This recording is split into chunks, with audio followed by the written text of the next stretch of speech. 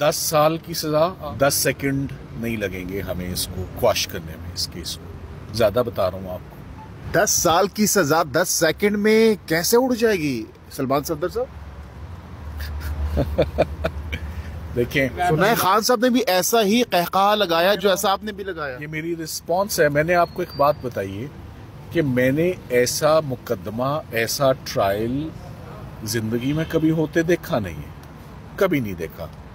तो जो 20 साल करियर है ज्यादा जी मेरा 23 साल। लेकिन सलमान सफदर साहब एक जानिब आप अदम एतमाद का इजहार कर रहे हैं, मायूसी का इजहार कर रहे हैं, दूसरी तरफ आप ये क्लेम कर रहे हैं कि 10 सेकंड में फैसला उठ जाएगा। देखिए, पहली बात तो ये कि अदम एतमाद जो कर रहे हैं, किसी अपने पैरों पे खड़े होके कर रहे हैं, उसकी वजह सुन लें कि इन्हीं जज साहब को इसी अदालत ने 2 दफा पहले कह दिया कि आपको ठीक से ट्रायल करना नहीं आ रहा, या आप करना नहीं चाह रहे, या शायद इमरान खान ने आपको कभी बाउंसर मारा है क्रिकेट में, आप उसकी स्कोर सेटलिंग कर रहे हैं, कोई तो बात है।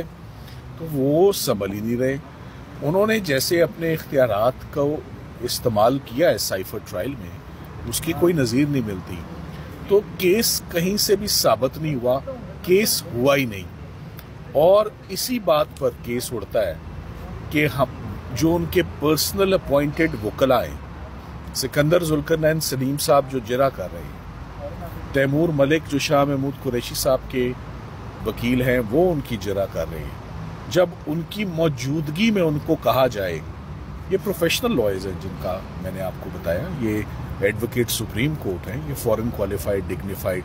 सिकंदर जुल्करनैन साहब फॉर्मर जज हैं ऑफ लाहौर हाई कोर्ट। तो जब ऐसे प्रोफेशनल वकला को काम नहीं करने दिया जाएगा, तो ये ट्रायल नहीं है। मैं आपको फिर कह रहा हूँ, आप कह रहे हैं ट्रायल हो गया, फैसला हो गया, सजा हो गई।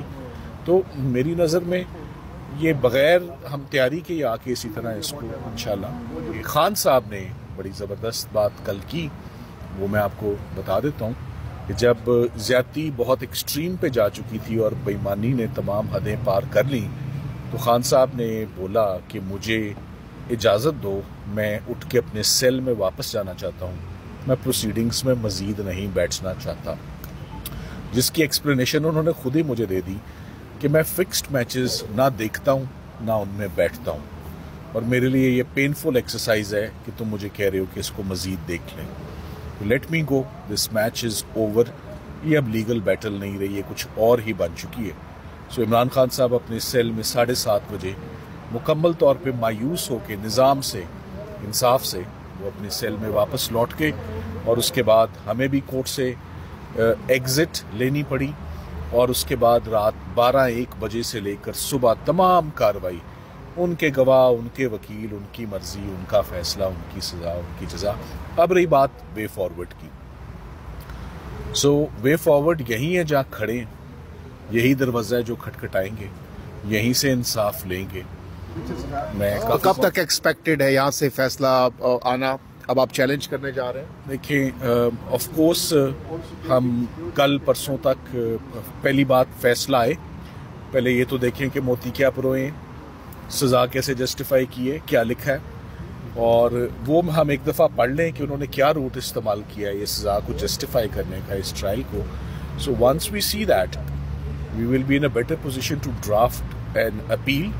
और अपील के साथ सिर्फ अपील पे तो नहीं रहना, अपीलें पता नहीं कब टेकअप होती हैं, ये तो फौरन सज़ा इंशाल्लाह सस्पेंड होगी, तो सज़ा मुअत्तल होगी। और साथ ही साथ आपको ये भी बता दूं कि जो हमने रिटें फाइल की हैं या रिविजन्स फाइल की हैं, वो इस वक्त पेंडिंग है, वो जिंदा है, वो फैसले से पहले फाइल्ड हुई हैं, उनकी लिस्टें निकलेंगी और वो केसेस लगेंगे। सलमान सफदर साहब, अभी आपने कहा बहुत स्पीडी ट्रायल किया गया, तेजी के साथ तमाम तर प्रोसीजर को अडॉप्ट किया गया है, क्या वजह है आपके ख्याल में, क्या वजह हो सकती है इतनी स्पीडी ट्रायल की? देखिए, उसकी वजह is written on the wall.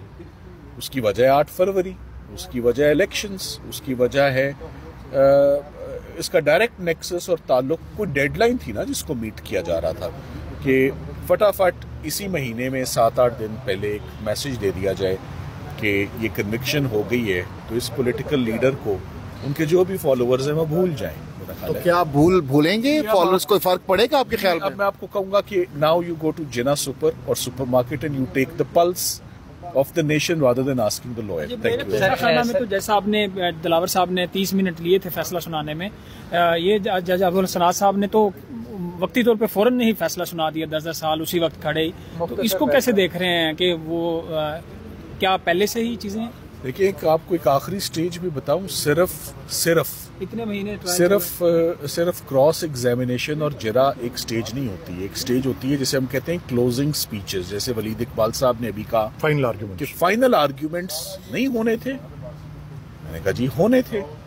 تو فائنل آرگیومنٹس میں ہم کیا کرتے تھے؟ فائنل آرگیومنٹس میں ہم جج کو قائل کرتے تھے، ہم جج کو کنونس کرتے تھے، ہم جج کو پرسویٹ کرتے تھے. تو میں آپ کو کیوں کہہ رہا ہوں کہ یہ کیس وکیل اور وکیل صفائی اور ان رائٹس کے بغیر ہو گیا ہے.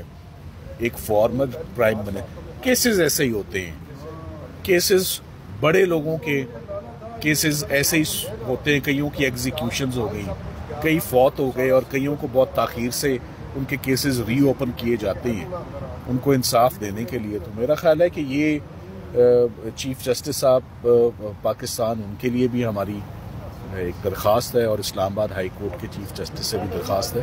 اسلام آباد کا بڑا زبردست امپریشن ہوا کرتا تھا 1.5-2 سال پہلے، مگر اب یہ ہب بن چکا ہے پولیٹیکل وکٹمائزیشن کا.